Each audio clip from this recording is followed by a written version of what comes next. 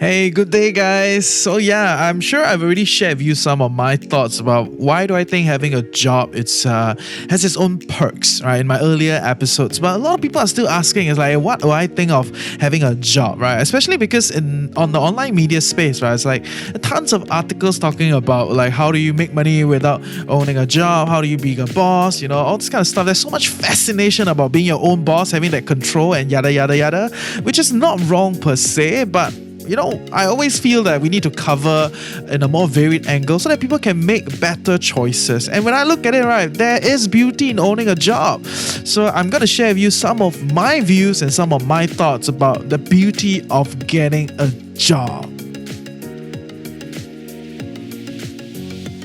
So yeah, good morning everyone. I welcome you to another day with the Financial Coconut. In our podcast, we're debunking financial myths, discovering best financial practices, discussing financial strategies that fits our unique life. You get it. Ultimately empowering us to create a life we love while managing our finances well. And today's topic, the beauty of owning a job.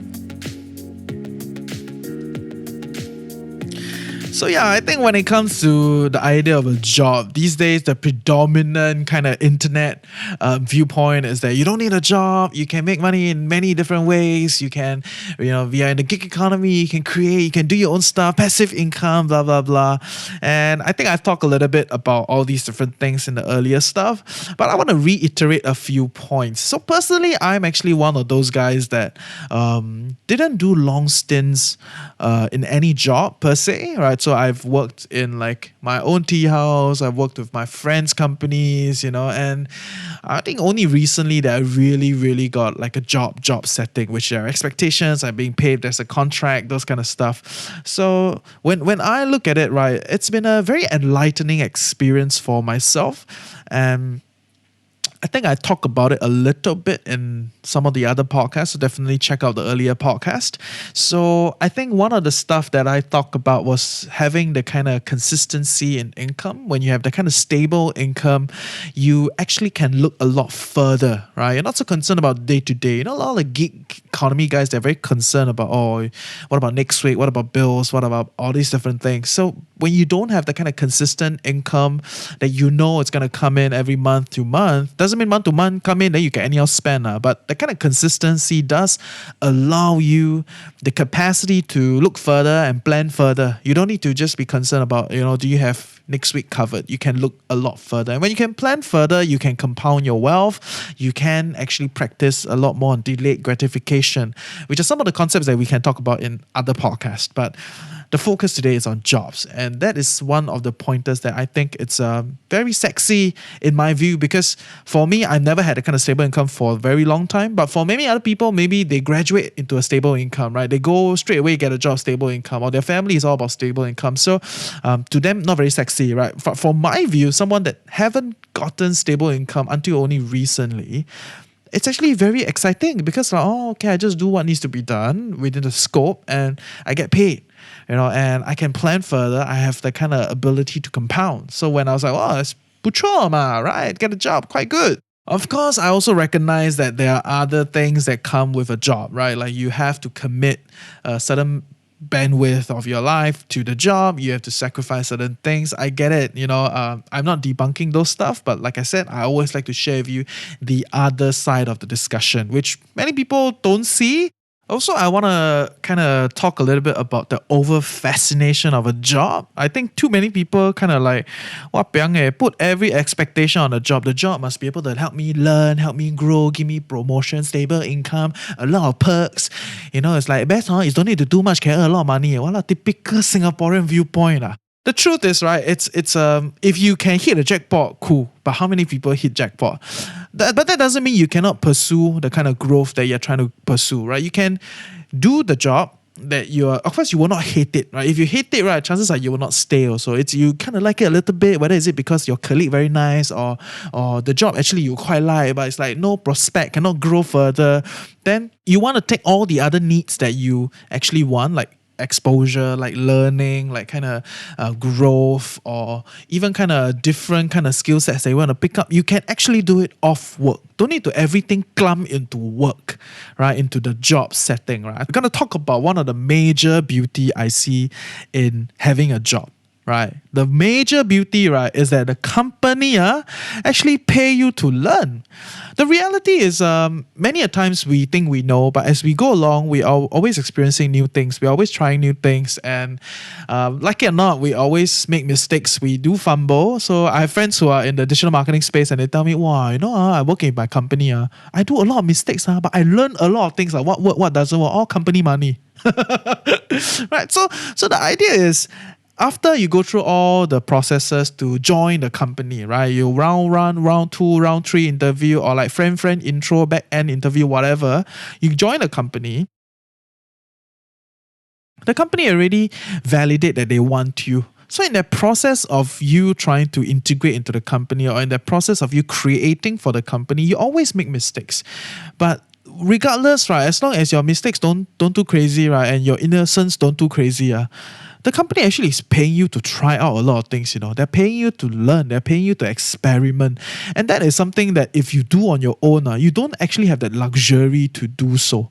Right? Some people I know, like if you want to be like, let's say, a photographer, or you want to be an animator, you want to do things that are these days more and more gig economy kind of setting. There are more and more freelancers out there that can do this kind of stuff.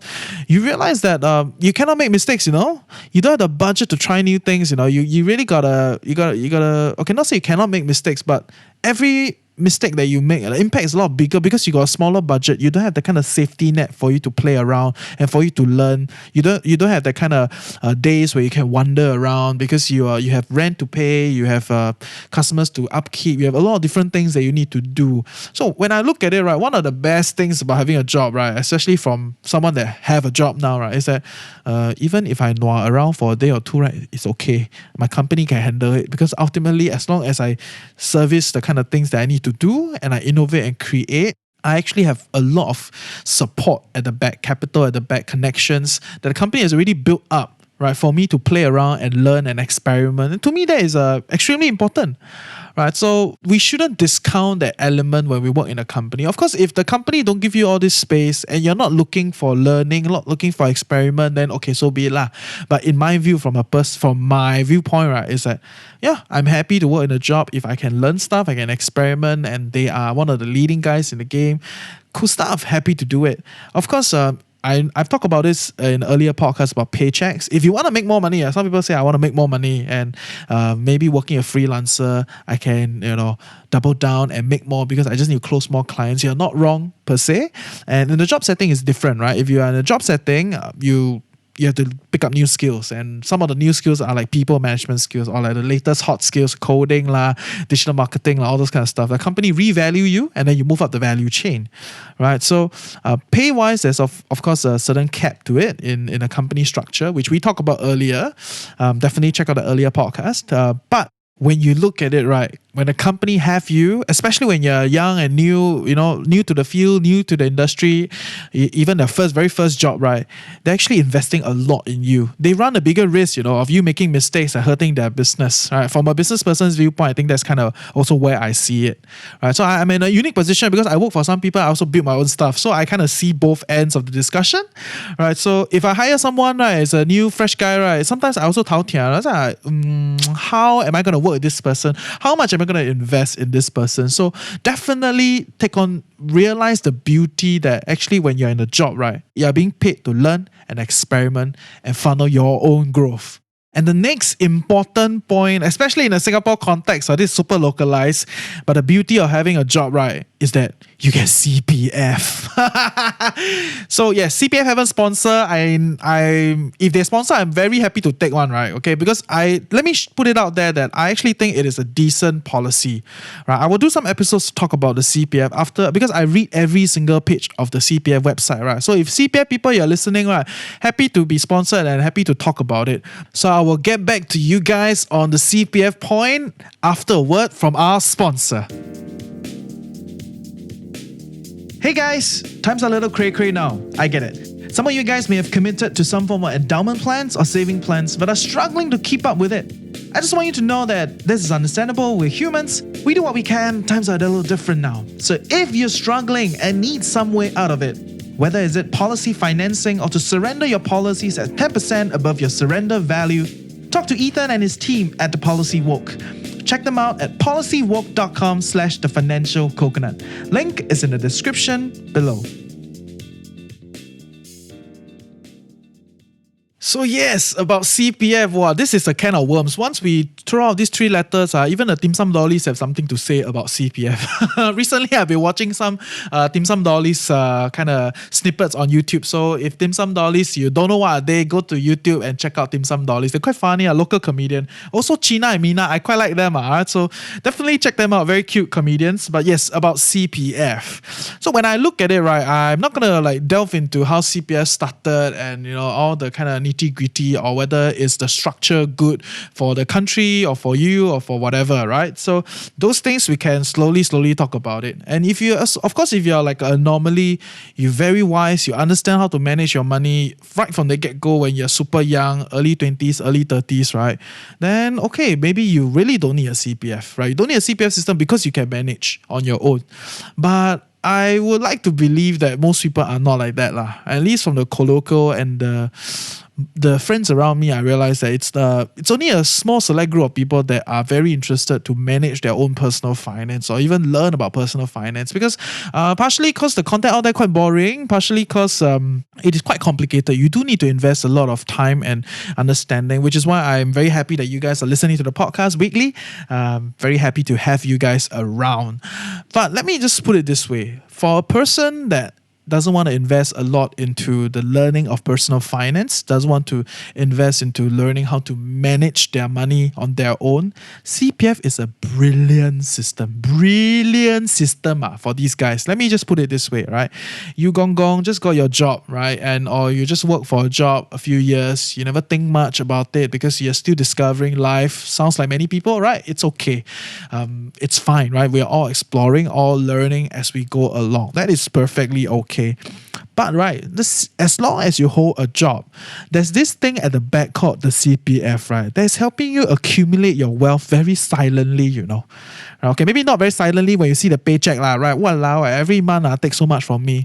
But after you accept the idea that CPF is here to stay, which it is here to stay, like it or not, it actually helps you accumulate your wealth very quietly. Like one of my friends, so she comes from a very simple family and maybe not so exciting childhood, so a bit messy childhood. I will not go to her own personal story, but she worked very, very hard. Of course, while she was working, she fell into a lot of those kind of personal finance trap, like credit card bill, travel with friend, buy back, a lot of kind of spending traps, and got herself into debt and all these kind of different things. And over time, as we got closer and closer, she did share with me a lot more in deeper kind of stuff. So that is cool. But the idea is like one day she came up to me and is like, hey, did you see your CPF? I was like, no leh, I don't work a job, I don't have CPF. It's like, oh, yesterday I checked my CPF. Hey, I got 60,000 in my CPF leh. Not bad, I was like, wow, 小姐, 你很 rich, you got 60,000 in your CPF. And that's the idea, right? You're a fresh grad, you make 4,000, or on average, the median income is about 4.5 thousand a month, right? And you just do that for 5 years. You gong, just do your work for 5 years, kwai, or you just jump around different jobs. Either way, you're employed. In 5 years' time, on a 37% contribution rate, which is the contribution for CPF, right? 17% from you, 20% from your employer. Either way, it's 37%, right? And in 5 years' time, you get $88,800, very ong number, 888.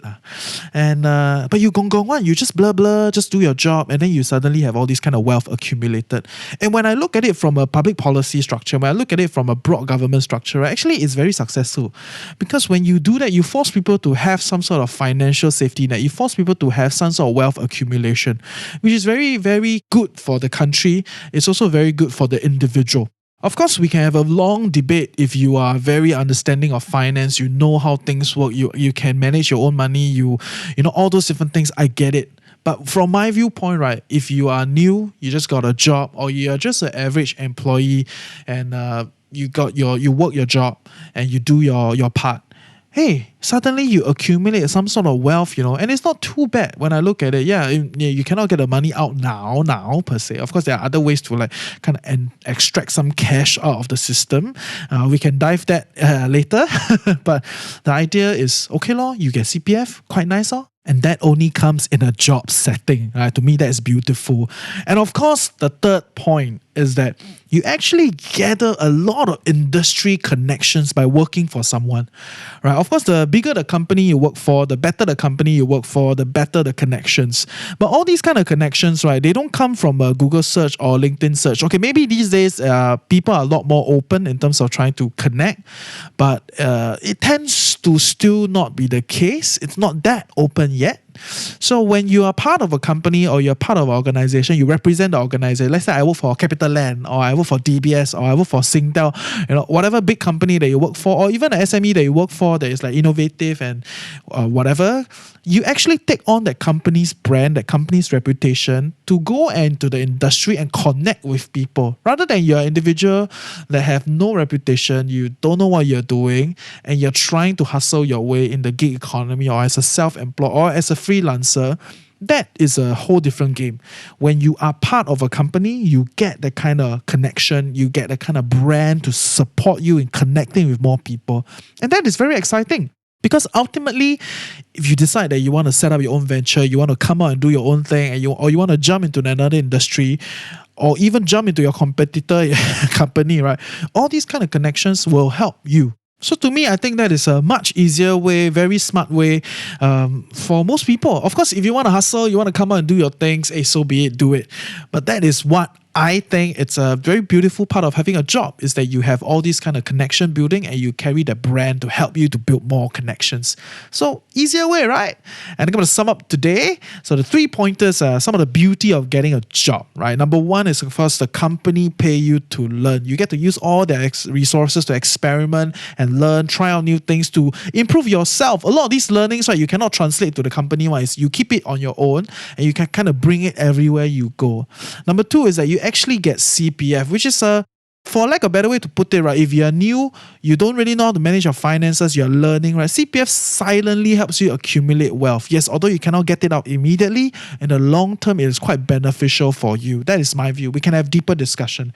And number three is that you actually use the job, the connection, the brand of the company to gather industry connections for yourself. So when I look at it, it will definitely help you when you want to set up your own venture or jump into another place. So I hope you learned something useful today. See ya!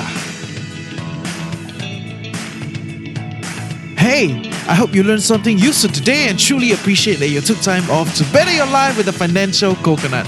Knowledge is that much more powerful and interesting when shared, debated, and discussed. I hope you would share what you've gained with people you love, and I want to hear from you. Give me some questions and help me along with building our community of financially savvy coconuts. I hope together we can fulfill our curious minds and our desire for clarity. Join our community Telegram group. Reach out to us on Facebook. Everything is in the description below. And if you enjoy the podcast and you feel you want to keep us growing and stay independent, do buy us Kopi at Ko-fi.com. With that, have a great day ahead, stay tuned next week, and always remember, personal finance can be chill, clear, and sustainable for all.